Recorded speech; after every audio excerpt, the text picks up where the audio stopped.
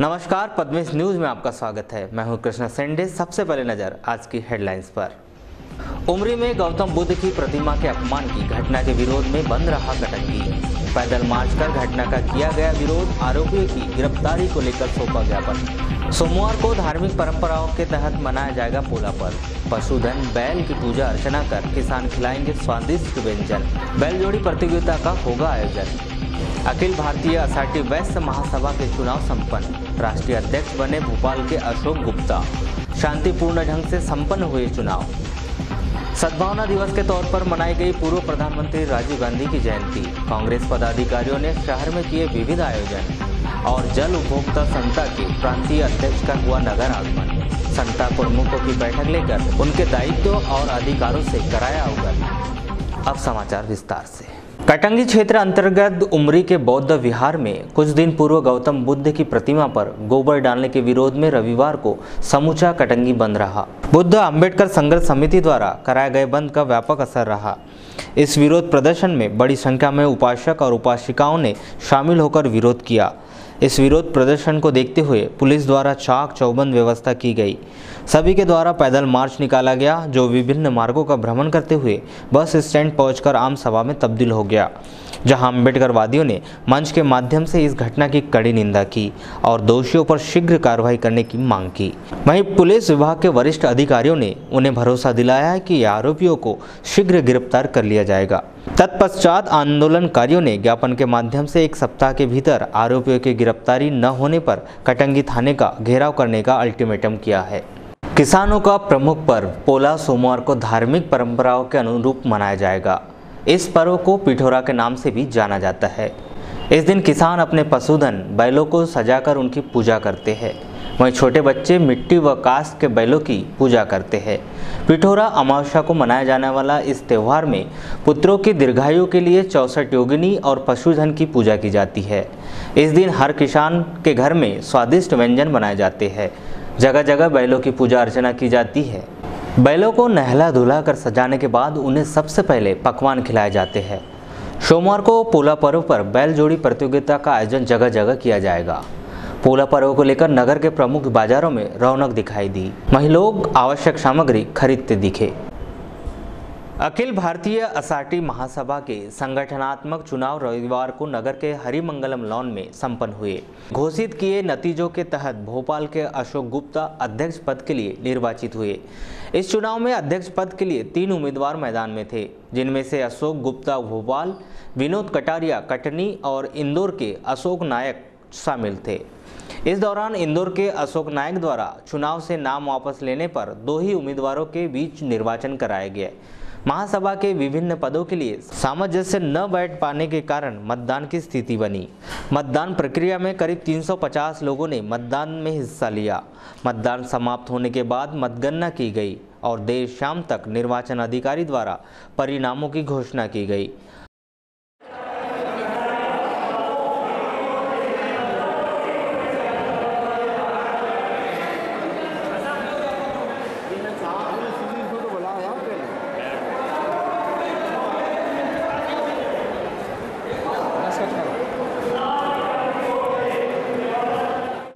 आपको बताएं कि इस चुनाव में राष्ट्रीय महासभा में 1 अध्यक्ष, महिला व युवा अध्यक्ष, 4 उपाध्यक्ष, 1 संगठन मंत्री, 1 प्रचार मंत्री, 4 मंत्री सहित 1 सह सचिव का पद शामिल था। इस चुनाव में सह सचिव का पद निर्विरोध होने के कारण शेष 15 पदों के लिए 32 उम्मीदवार मैदान में थे। अखिल भारतीय असाटी वेस्ट महासभा के अध्यक्ष अशोक गुप्ता ने कहा कि समाज के विकास के लिए कार्य किए जाएंगे। जो निचले स्तर पर है उनके स्तर को उठाने के लिए बेहतर प्रयास किए जाएंगे। चुनाव संगठन की एक प्रक्रिया हुई है, जो कि एक सामान्य रूप में थी, जिसमें समाज के सभी वर्गों ने भाग लिया है और भविष्य में इसको अच्छे रूप देने के लिए एक संगठन तैयार करने की कोशिश की जाए। जो नीचे तबके का असाटी पर्व आ रहा है, हम उसका हमेशा सहयोग में आगे लेकर के आने का हमारा प्लान है। ऐसी हमारी महासभा और एक प्लान आयोजित करने का बनाएगा, एक फंड बनेगा, जिससे जो नीचे तबके के लोग हैं उनको एक सहायता राशि के रूप में, लोन के रूप में कुछ राशि उपलब्ध हो सके। वहीं निर्वाचन अधिकारी दिनेश असाटी ने कहा कि पूरी चुनाव प्रक्रिया शांतिपूर्ण ढंग से संपन्न हुई है। चुनाव अधिकारी 18/6/2000 में नियुक्त किया गया था। उसी तारतम्य में बालाघाट समिति के आयोजन के साथ चुनाव करवाने असाटी समाज का आया। आपका नाम?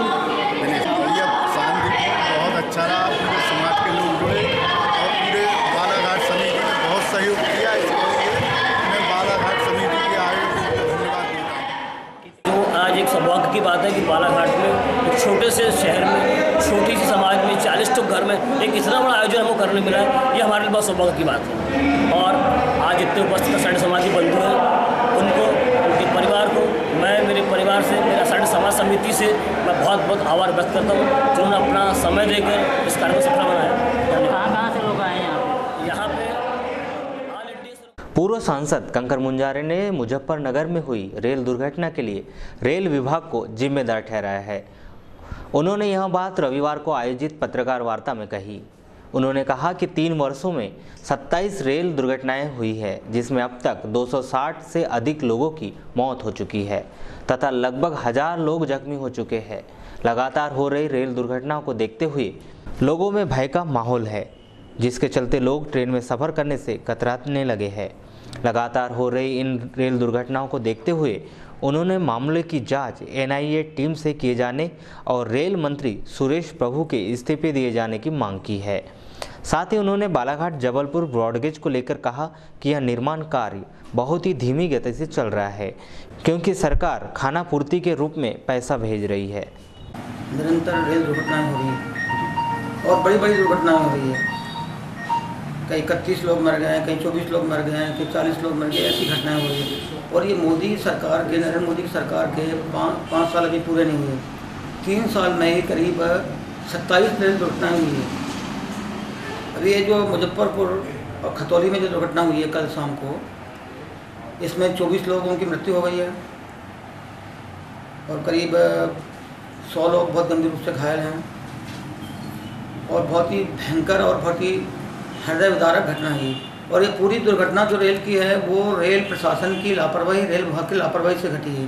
कोई प्राकृतिक आपदा है या पानी बहुत गिर गया है इससे रेल उखड़ गई, ऐसा कुछ भी नहीं है। शाम को 5 बजे ये दुर्घटना घटी है जब वो काम चल रहा था। ये लापरवाही रेल विभाग की है। और अब तो ये हो गया लोगों में कि ये रेल यात्रा करने को लोग जाते हैं रेल यात्रा में तो उनको डर लगता है कि देश के पूर्व प्रधानमंत्री राजीव गांधी की 73वीं वर्षगांठ कांग्रेसियों ने रविवार को हर्षोल्लास से मनाई। नगर के राजघाट चौक में पूर्व ब्लॉक कांग्रेस अध्यक्ष रहीम खान व कांग्रेस के वरिष्ठ पदाधिकारी भीम फुलसुंगे की प्रमुख उपस्थिति में स्वर्गीय राजीव गांधी के छायाचित्र पर माल्यार्पण कर उनके कार्य को याद किया गया। पूर्व ब्लॉक कांग्रेस अध्यक्ष श्री खान ने कहा कि युवाओं के प्रेरणा स्रोत और भारत को नए आयाम तक पहुंचाने वाले देश के युवा पूर्व प्रधानमंत्री राजीव गांधी की जयंती मनाई जा रही है। श्री खान ने कहा कि सत्तारूढ़ पार्टी उन्हें भुलाकर युवाओं को, दलितों का अपमान कर रही है। वहीं कांग्रेस के वरिष्ठ पदाधिकारी भीम फुलसुंगे ने कहा कि पूर्व प्रधानमंत्री राजीव गांधी द्वारा किए गए कार्य को देश कभी नहीं भुला सकता। तकनीकी क्षेत्र में उनके योगदान अविस्मरणीय है। कांग्रेस सेवा दल, शहर कांग्रेस व झुग्गी झोपड़ी प्रकोष्ठ के पदाधिकारियों ने वार्ड नंबर 24 में केक काटकर पूर्व प्रधानमंत्री राजीव गांधी की जयंती मनाई।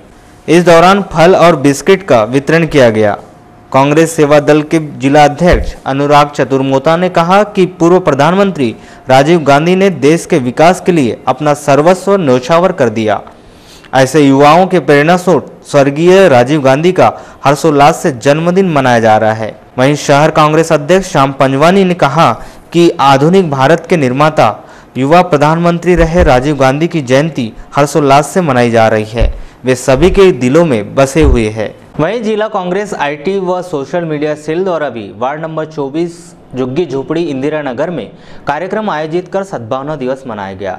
इस दौरान IT सेल के जिला अध्यक्ष सलभ बनवाले ने कहा कि IT क्रांति के जनक स्वर्गीय राजीव गांधी की जन्म जयंती मनाई गई है। NSUI जिला अध्यक्ष दयाल वासिक ने कहा कि राजीव गांधी ऐसी शख्सियत है कि जिन्हें भुलाया नहीं जा सकता। वहीं पूर्व नगर पालिका उपाध्यक्ष अनिल सोनी ने कहा कि पूर्व प्रधानमंत्री राजीव गांधी के प्रयास से ही देश विकास के क्रम में आगे बढ़ रहा है। जल उपभोक्ता संस्था के प्रांतीय अध्यक्ष डॉक्टर नवल किशोर श्रीवास्तव का रविवार को नगर आगमन हुआ। नगर के जल संसाधन निरीक्षण गृह में उन्होंने जिले के तमाम संस्था के अध्यक्षों की बैठक लेकर उन्हें उनके दायित्व और अधिकारों से अवगत कराया। इस संबंध में प्रांतीय अध्यक्ष श्री श्रीवास्तव ने कहा कि जल उपभोक्ता संस्था के निर्वाचन के बाद वे प्रत्येक जिले में बैठक के माध्यम से संस्था के जिला अध्यक्षों को जागृत कर रहे हैं ताकि वे अपने कर्तव्यों का पालन बेहतर ढंग से कर सके। श्री श्रीवास्तव ने बताया कि जो समस्याएं सामने आई है उन पर सकारात्मक निर्णय लिए जाएंगे। आज मैं बालाघाट जिले के सभी जल उपभोक्ता संस्थाओं के अध्यक्षों के बीच उनके क्या संस्थाओं के प्रति कर्तव्य हैं, उनके क्या अधिकार हैं, उन सब विषयों पर चर्चा करने के लिए यहाँ के जिले के अध्यक्ष भाऊराम गाड़ेश्वर जी के निवेदन पर आज यहाँ आया हुआ और हम लोग विगत दिनों बालाघाट, सिवनी, मंडला, डिंडोरी की सभी संस्थाओं के अध्यक्षों ने एक प्रशिक्षण पालन लेके आए, तो अनुभव को शेयर करने के दृष्टिकोण से और हमारे जो संस्था के अध्यक्ष हैं उन्हें अपनी संस्थाओं में विकास कार्य में क्या उनकी भूमिका होगी, कमांड क्षेत्र अंतर्गत आने वाले वितरक नहरों में उनकी क्या भूमिका होगी, पानी वितरण में उनकी क्या भूमिकाएं होंगी, उस संदर्भ में हम लोग सब चर्चा करने विस्तार से आज यहाँ पर बालाघाट मुख्यालय में आए। वहीं वनगंगा परियोजना के ईई ने भी अपने विचार बैठक के माध्यम से रखे। ये बड़ा अच्छा ये प्रयास है कि सारे अध्यक्ष एक साथ इकट्ठे हुए हैं, भाई अधिकारी भी एक साथ इकट्ठे हुए हैं, जिससे कि कमांड क्षेत्र विकास कार्यों की योजना के बारे में मंत्रणा कर सकें और कैसे उनका लाभ मिल सकता है किसानों को पानी सिंचाई सुविधा अच्छी और पहुँचाने में, इसके लिए इकट्ठे हुए हैं। मुझे आके यहाँ लगा कि ये प्रयास नवल श्रीवास्तव जी जो अध्यक्ष हैं इनके उपभोक्ता संस्थाओं के प्रांतीय अध्यक्ष हैं, इन्होंने अच्छा प्रयास किया है, विभिन्न जिलों में जाके कर रहे हैं और मैंने इनसे यही आग्रह किया है कि जो शासन की योजनाएं हैं उनका बहुत ईमानदारी से क्रियान्वयन हो और सच्चे प्रयास हो, जो आवंटन मिलता है उसका पूरा उपयोग हो, सदुपयोग हो, नहरों की सफाई समय से हो जाए, इससे टेल तक पानी एफिशिएंटली पहुँचे और आप सबने मुझे आश्वस्त किया है कि इसी भावना के अनुसार काम होगा। रविवार को स्थानीय पुलिस लाइन परिसर में नवनिर्मित केएफ रुस्तम जी स्मृति बाल उद्यान का उद्घाटन एडीजे संजीव कुमार सिंह के हस्ते किया गया।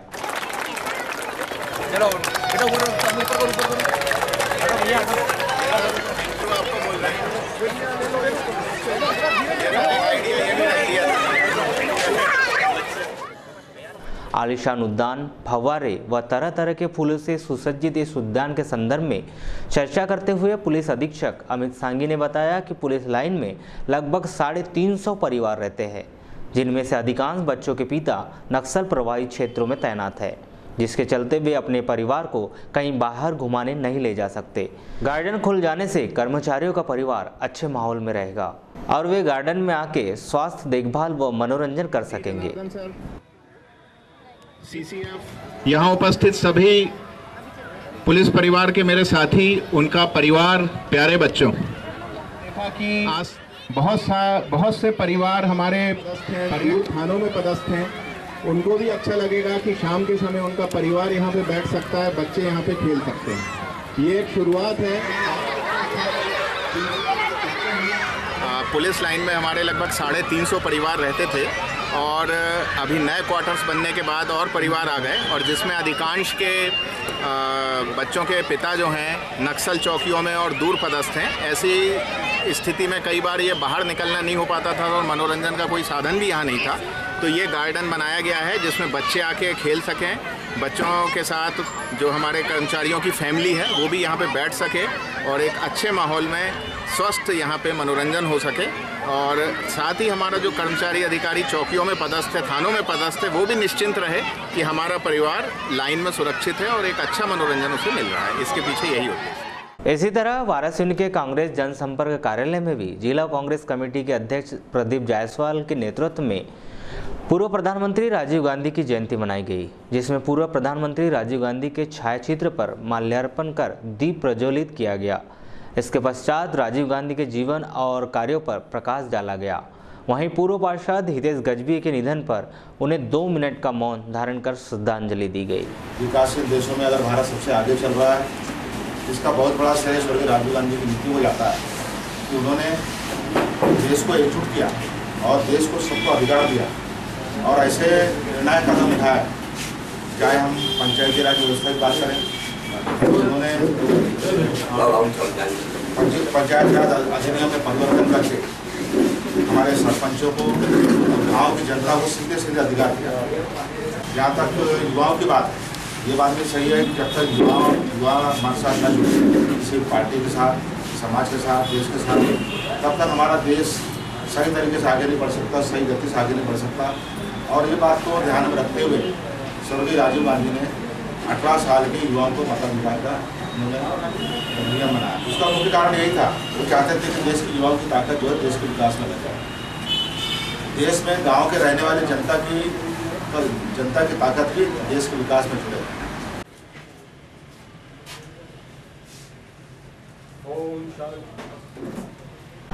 वाराणसी नगर में स्वाइन फ्लू को लेकर दहशत का माहौल निर्माण हो चुका है। स्वाइन फ्लू के डर के चलते लोग अपने घरों से निकलने में हिचकिचा रहे हैं, जिसके चलते शहर की ज़्यादातर गलियां वीरान नजर आ रही है।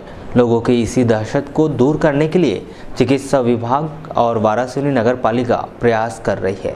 आपको बता दें कि गत दिनों स्वाइन फ्लू के चलते पूर्व पार्षद हितेश गजभिये की मौत हो गई थी, जिसके बाद से ही पूरे नगर में स्वाइन फ्लू की चर्चा चल रही है और लोगों में दहशत का माहौल है। 19 अगस्त को स्वाइन फ्लू की इस दहशत को खत्म करने के लिए बड़ा श्री राम मंदिर में एक बैठक का आयोजन किया गया था, जिसमें उपस्थित चिकित्सकों और कांग्रेस पार्टी के पदाधिकारियों सहित गणमान्य नागरिकों ने लोगों की इस दहशत को दूर करने के लिए विचार विमर्श किया। साथ ही साथ वार्डों में स्वास्थ्य शिविर लगाकर इस बीमारी को जड़ से उखाड़ फेंकने की बात कही।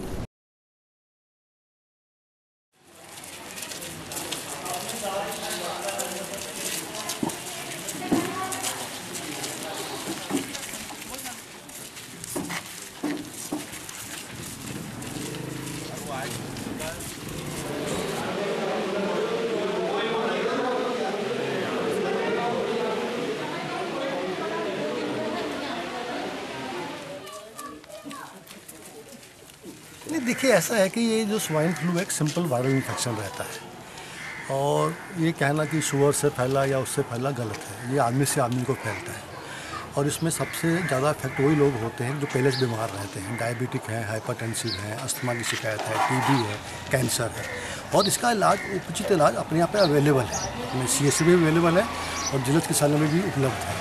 पर लोगों से ये निवेदन है कि जब वो उनको लगे सर्दी खांसी बुखार, उसका तत्काल अपना जाके उपचार हॉस्पिटल में करवाएं। और बेहतर है कि दे गो टू सरकारी हॉस्पिटल, क्योंकि वहाँ पर दवाइयाँ इसकी उपलब्ध हैं, टाइमीफ्लू वगैरह पूरी। और इसमें जो मेन फीचर्स रहते हैं, आदमी का सांस भरना और खांसी आना, तेज बुखार आना। उसके लिए 3 सिंपल इन्वेस्टिगेशंस हैं। एक तो अपन खून की जांच करते हैं, ऑक्सीजन जांच करते हैं मशीन लगा के, दूसरा एक्सरे टेस्ट करते हैं, तीसरा कि थ्रोट स्वैब लेते हैं। तो उसके पहले भी हम ट्रीटमेंट शुरू कर सकते हैं इसका टाइमीफ्लू का, और उसकी दवाइयाँ उपलब्ध हैं, डरने की जरूरत किसी को भी नहीं है। अगर कोई ऐसी केस मिलेगा जिसका एक्सरे में पैच दिखेगा निमोनिया का, चाहे स्वाइन फ्लू उसको है या नहीं है, हम उसका ट्रीटमेंट शुरू कर देते हैं। सर, हितेश के मामले में क्या कहेंगे, उपचार में लेट हुआ कि रियल में कहीं कुछ नहीं लेट? उसके 2-3 कारण थे। एक तो ये था कि 6 दिन उसको इलाज लेट मिला, क्योंकि उसने हॉस्पिटल में नहीं आया, वो प्राइवेट में इलाज कराता था। तो दूसरा ये था कि वो डायबिटिक थे, वीकनेस थे।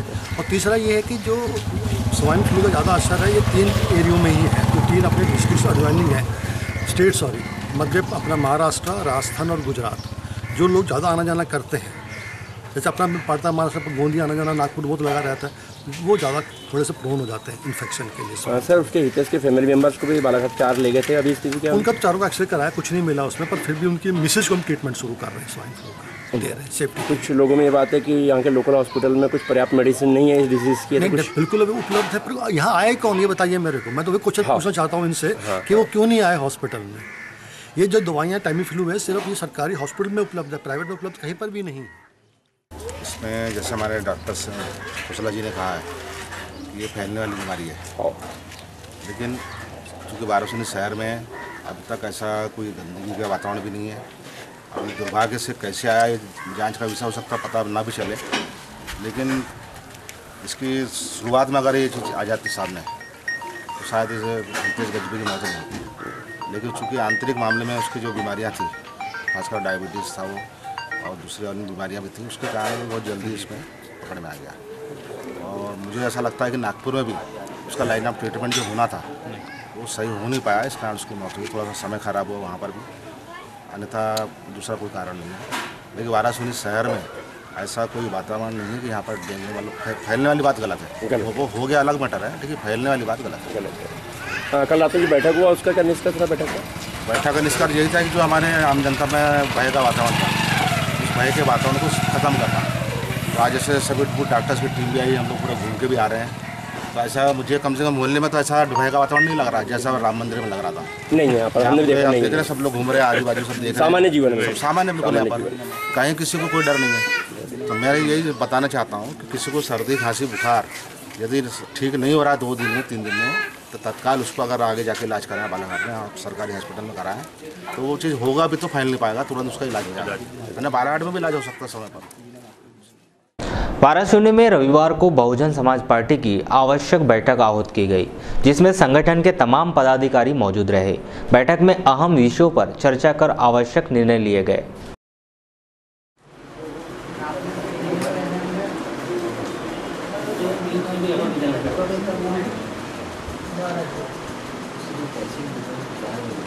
आपका परिचय? मेरा परिचय रामकुमार नकपुरे, बचपन नेता वाराणसी। ये जो बैठक आयोजित थी किस को लेकर बैठक आयोजित थी? जैसा बहुजन समाज पार्टी की कार्यालय में आज बैठक जो आयोजित की, पूरे सेक्टर के अध्यक्ष प्रभारी सभी लोगों को यहाँ आमंत्रित किया गया है। जैसा कि 29 तारीख को वाराणसी में एक अम्बेडकर भवन में एक कार्यक्रम होने वाला है, जिसमें अतर सिंह जी राव जो प्रभारी प्रदेश के, वो पूरे विधानसभा के जितने भी कार्यकर्ता है, जो संगठन में लोग हैं, उनकी समीक्षा लेंगे।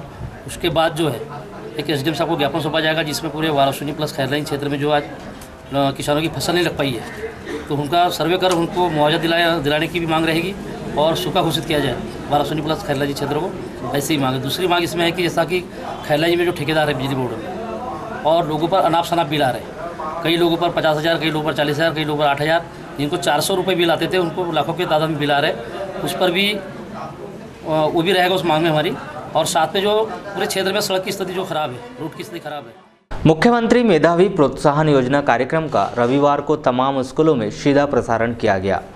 इस दौरान स्कूलों के तमाम छात्र छात्राएं और शिक्षक स्टाफ मौजूद रहा। नगर के शासकीय एमएलवी स्कूल, उत्कृष्ट विद्यालय सहित स्कूलों में प्रोजेक्टर के माध्यम से कार्यक्रम का सीधा प्रसारण किया गया।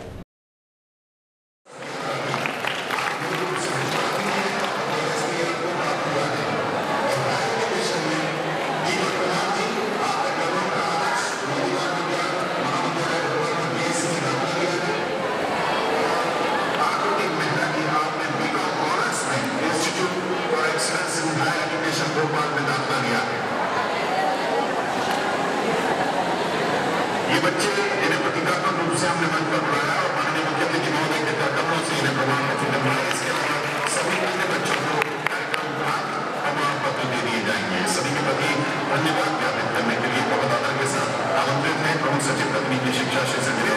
बच्चों को भी प्रतीकात्मक रूप से दिए बाकी सारे अनुसंधान के जो चयनित है प्रयास से स्वीकृति पत्र प्रमाण पत्र लेके जाए, इसकी चिंता करें। और बाकी जो 11वीं 12वीं के बच्चों को अगले साल लें, उसके लिए पूरी तैयारी करें। बहुत शुभकामनाएं। भारतीय जनता पार्टी महिला मोर्चा की पहली जिला स्तरीय बैठक का आयोजन रविवार को जिला भाजपा कार्यालय में किया गया, जिसमें समाज के हर वर्ग की महिलाओं को पार्टी से जोड़ने, उन्हें केंद्र व राज्य सरकार की विभिन्न योजनाओं का लाभ दिलाए जाने एवं आगामी कार्यक्रमों की रूपरेखा निर्धारित करने पर चर्चा की गई। आयोजित इस बैठक में पार्टी के वरिष्ठ नेताओं, पदाधिकारियों सहित बीजेपी महिला मोर्चा के सभी पदाधिकारी, सदस्यगण प्रमुख रूप से उपस्थित रहे। इस कार्यकारिणी को बने हुए पर बैठक नहीं होने के कारण प्रथम हम लोगों की अभी बैठक हुई हमारे रीवा में 11 तारीख को हम लोग चले। हमारे प्रदेश कार्य समिति के सदस्य मैं और रेखा भाभी, लता दीदी, ये हम 5 लोग उस बैठक में गए। हमारी बैठक 12 और 13 तारीख को हमारी बैठक हुई। इस कामकाजी बैठक को लेकर और आप लोगों को बेगर इन 3 महीनों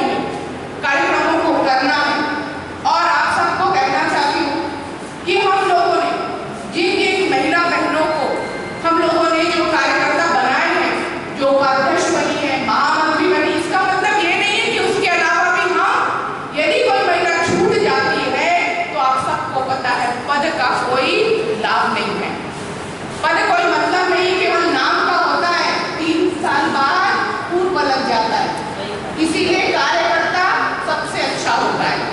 कार्यकर्ता में आप लोगों ने कभी देखा कि कभी पूर्ण कार्यकर्ता ऐसा नहीं कहा जाता। राज्य अध्यापक संघ के द्वारा जिला स्तरीय बैठक का आयोजन किया गया, जिसमें सभी विकास खंडों के अध्यक्षों ने अपनी उपस्थिति दर्ज करवाई। बैठक में अहम विषयों पर चर्चा कर आवश्यक निर्णय लिए गए। इस संबंध में संघ के जिला अध्यक्ष योगेश बिसेन के द्वारा आवश्यक जानकारी प्रदान की गई। मैं योगेश बिसेन, जिलाध्यक्ष राज्य अध्यापक संघ। आज राज्य अध्यापक संघ की जिला स्तरीय बैठक का आयोजन किया गया, जिसमें समस्त विकासखंड के अध्यक्षों को विशेषकर आमंत्रित किया गया है 10 विकासखंड से। और चूँकि राज्य अध्यापक संघ विगत 23 तारीख से अनिश्चितकालीन धरना प्रदर्शन भोपाल में कर रहे हैं और उसी के तारतम्य में 5 सितंबर शिक्षक दिवस के दिन तक यदि शिक्षा विभाग में संविलियन की कार्रवाई की पहल शासन द्वारा नहीं की जाती तो दिल्ली में जाके माननीय प्रधानमंत्री जी के पास में माननीय मुख्यमंत्री जी द्वारा जो आश्वासन विगत दिनों संगठन को दिए गए हैं, 7वां वेतनमान के आश्वासन की वीडियो क्लिपिंग संगठन के पास में है।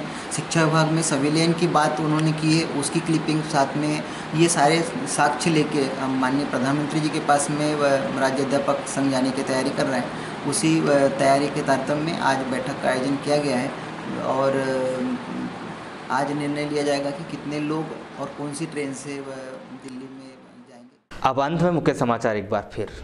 उमरी में गौतम बुद्ध की प्रतिमा के अपमान की घटना के विरोध में बंद रहा कटंगी।